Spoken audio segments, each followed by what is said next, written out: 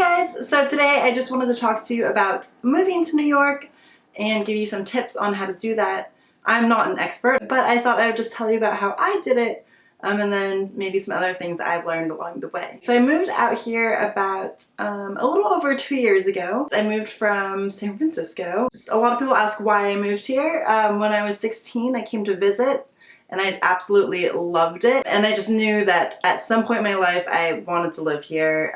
So ever since I was 16, there was something I wanted to do. And 2 years ago, it was just kind of a good time to do it. So before I moved out here, I really wanted to secure an apartment.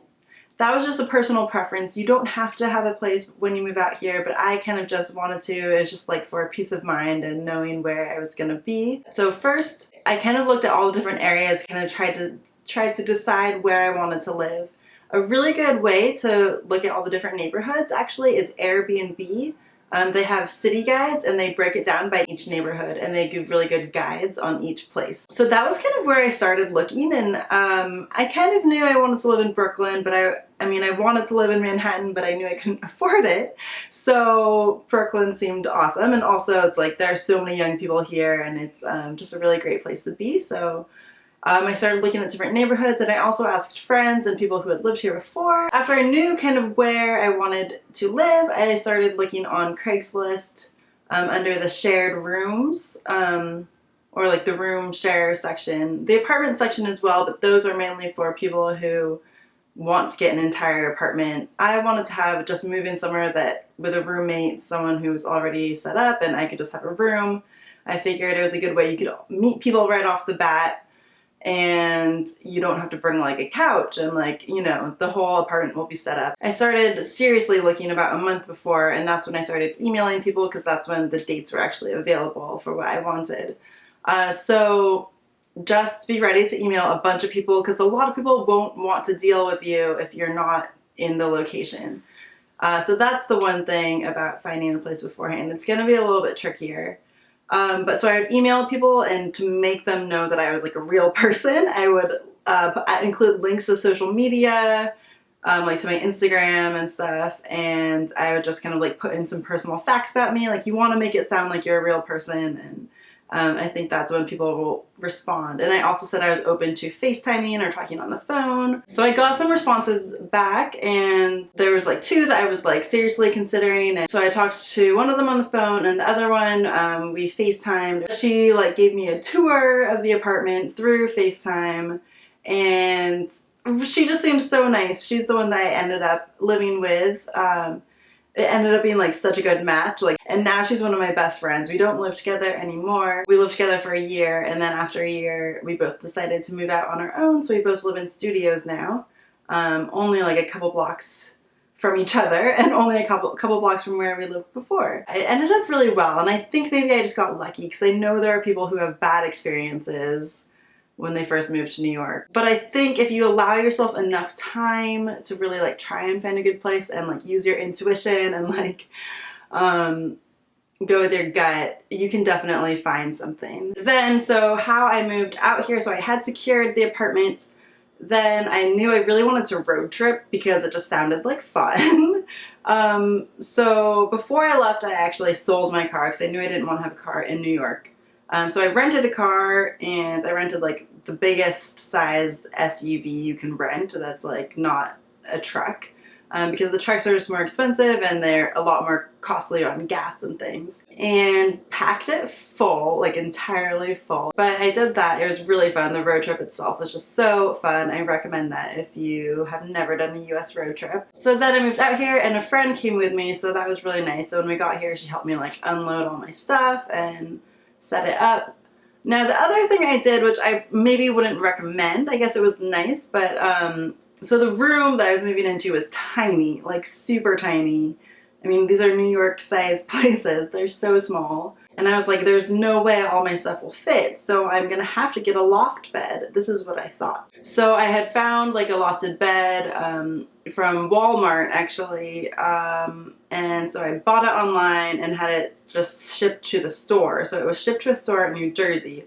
First of all, when I tried to do that from California, my credit card declined my card because they were like, someone's trying to use your card at a Walmart in New Jersey. This doesn't seem like something you would do. I told them it was fine. We had to go to New Jersey to get this bed.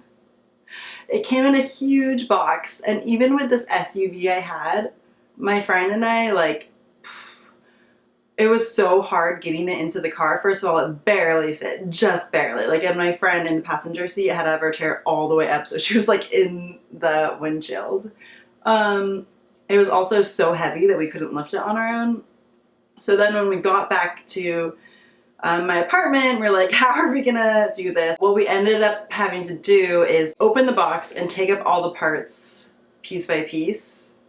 It was really hot. It was the middle of the summer and it was like sweltering. And I lived on a 4-story walk-up. My friend, I mean, I thank her so much for doing this. It was like the worst. And then we had to put it together. So then I had a loft bed, and really it was pretty ridiculous because the room was so small. It was like you walked in, loft bed. It didn't really work out. So anyways, the lofted bed only lasted a few months, and then I got rid of it to some family, bought it for me off Craigslist, and I'm sure their child was very happy. So in retrospect, yeah, I would not have done that. It was nice, I guess, that I was like, I set this up for myself. So I had a bed and I had somewhere to sleep initially, but it was a lot more work than it was worth. So I ended up just getting another bed, and I got a frame. It's just a metal bed frame that's has more room underneath it than usual. It doesn't have a box spring, so you can fit more stuff under it that way, and it worked perfectly fine. Like, I definitely overreacted about needing the loft bed. So that's a tip. Another option, if you don't want to have everything arranged before you get here, is to come either stay with a friend or just get like an Airbnb, or maybe you could couch surf. I don't know. You could definitely Airbnb though for a few nights or like a week. Or maybe get a sublet on Craigslist. Get someone that's going to be gone for a month and try and stay there. So you can sort everything out. Because the other thing is, a lot of places might want you to have a job and have like pay stubs and stuff, and if you're just moving, you obviously don't have that. So that's why moving in with someone else is good, because they'll already have the lease set up and you're just gonna pay them versus paying an actual place. But if you have a job and everything, then it's a lot easier. You have way more options to choose from. A lot of people here use brokers to help you find an apartment. There will be a fee though. You'll have to pay them. It's usually equivalent to like a 1 month's rent or something. But if you have the money and you don't want to spend the time, you know, time is money. So if it's better for you for someone else to do all of the legwork, then use a broker. And you might be able to find better apartments that way too. Also, be prepared. So if you are looking at apartments, if you see something you like, just be ready to jump on it immediately. Like, have all of your paperwork with you that you might need. Be ready to fill out the application, because if it's a nice place, it will go fast. It will go very quickly. If you wait, someone else will get it. So just make sure if you're here and you're looking at stuff, have all your documents with you. Just be prepared to like jump on it. That's kind of the same with everything in New York. Like, if you try to do something, like if you go to apply for a job, just be ready to start working that day, because they might just be like, all right, start now. And if you say no, then they're going to be like, okay, well, someone else will come in here and want to start today. There's so much competition that you have to just be ready. Like, if you're going to go ask for something, be prepared to get what you ask for.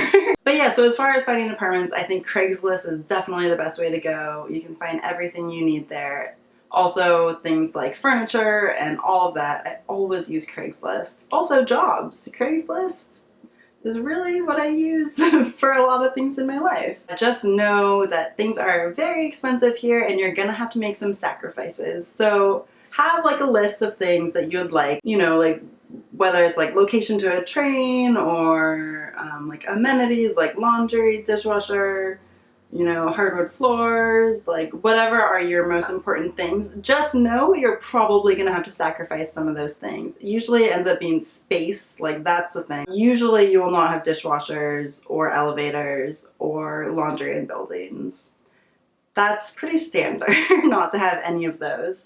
Unless you live in like a nice newer building, or unless you just have a lot of money, in which case you probably wouldn't be watching this video. Or maybe you are, I don't know. Yeah, so just be prepared to make sacrifices. But I think it's good. I think living in New York really does like makes you a tougher person, and it's kind of nice, I think, learning how to get by with less. And I don't know, it definitely hardens you up living here, and it's not like I'm a different person, but I've learned how to live with less, and I think that's something that's really nice. Really, smaller space just means less cleaning, so that's a plus. So I live in Brooklyn. I live in an area called Crown Heights. I like it a lot. It's crazy too. New York is changing so much. Even in the 2 years that I've lived here, I've seen it change a lot. So many new restaurants have opened. It's just crazy. But I like this area a lot. I really like being close to Prospect Park. That's probably my favorite thing about where I live. And that's like what's most important to me, is to be close to nature. So that's the kind of thing I'm talking about. Make a list of priorities for yourself. Know what you want. Like if you want to be in the most like hipstery art studio space, or if you want to be more in like a financial district, or if you want to, you know, just know what you want and look that way. Also, be open-minded. It's gonna be different from anywhere you've lived before. Oh, the other thing I want to mention, which is the unpleasant thing to think about, but it's the reality.